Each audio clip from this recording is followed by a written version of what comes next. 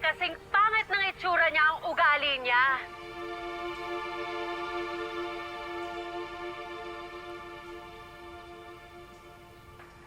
Is she really binibining Marikit?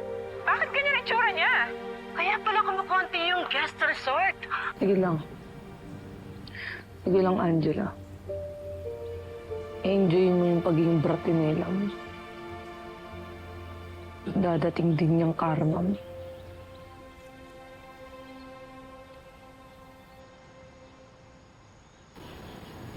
Ikit? Pia. What's wrong?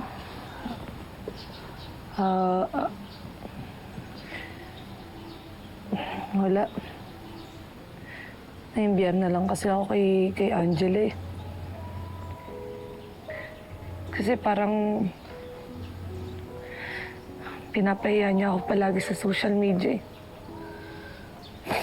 Parang gusto niyang palaging magmukha akong masama. Tapos pinapahiya niya ako dahil sa itsura ko. You know what? She'll just attack you over and over again kung hindi ka lalaban. Ikit, you have to fight back. Alam mo yung mga bullies na yan? Deep inside, insecure talaga sila. Yung mga mahihina lang yung kinakalaban nila.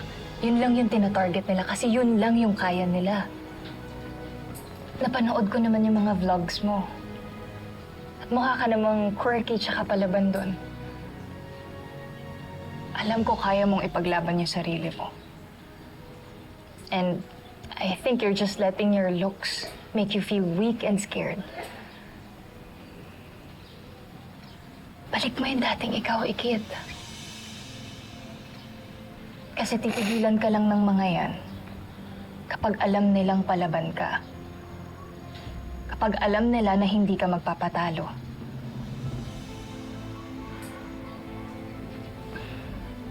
Diba?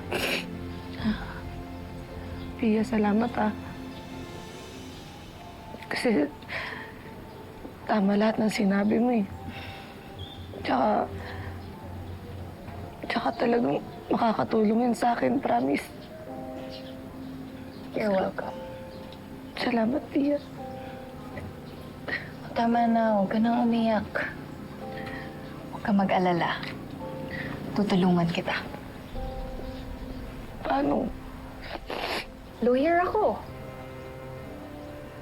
Parte ng trabaho ko na yung mga kagaya ni Angela is held accountable sa mga kasalanan ginawa nila. Abogado ka? Oo. Ako nang bahala sa'yo. Pia, salamat ah. Salamat talaga. Okay lang yun.